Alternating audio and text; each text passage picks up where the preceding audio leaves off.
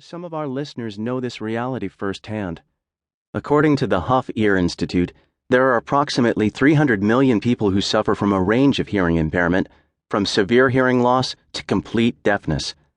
Millions of people like Sarah are not able to hear their own voice without the help of hearing aids or medicine. Fortunately, Sarah Sherman eventually received help, and with the benefit of technology, she was able to experience the miracle of hearing her voice for the very first time in 2011. It's amazing to see her reaction. Watch for yourself on YouTube/Sarah Sherman and experience the emotions of hearing your voice after 29 years of silence. What we're attempting to help you do in this audiobook is, in some ways, similar to what the professionals who helped Sarah did. We want to help you hear and understand your leadership voice, maybe for the first time. We want to help you discover the power of your voice, understand what it brings at its best, and what others really hear when you speak. Your voice is a personal trademark. It's unique because no one has experienced life the way you have.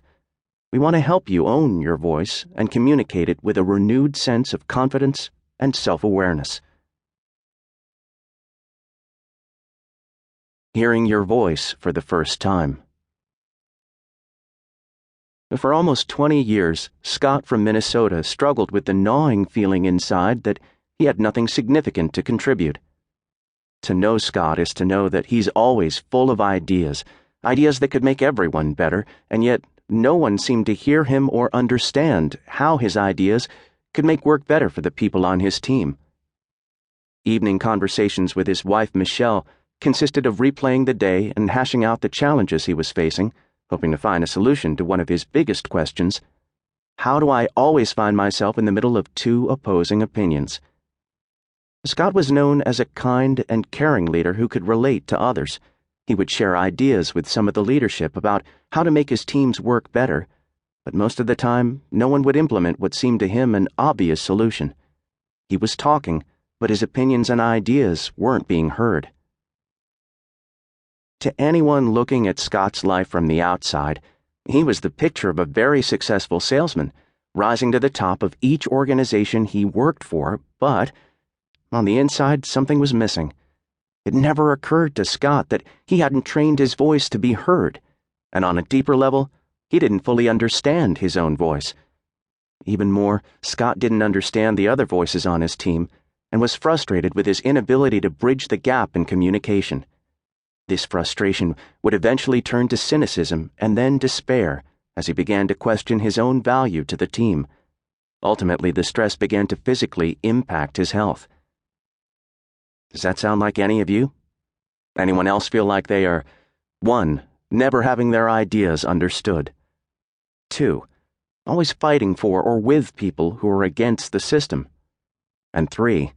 Looking at the future while everyone else is stuck in the past? Scott didn't understand the type of leadership voice he had and what he, as a foundational voice nurturer, could do to truly bring value to his team and family. Note, as you'll discover as you listen further, we all have a foundational leadership voice that drives our actions and interactions with others. Nurture is one of the 5 voices. Listen to how Scott describes finding his voice. After hearing the 5 voices for the first time, I realized that I had a leadership voice. For many years, my voice had been silent. This affected my purpose, my marriage, my team, and my organization.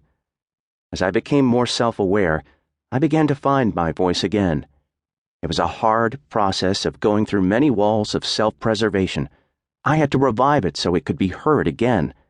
It has been a refining process for me.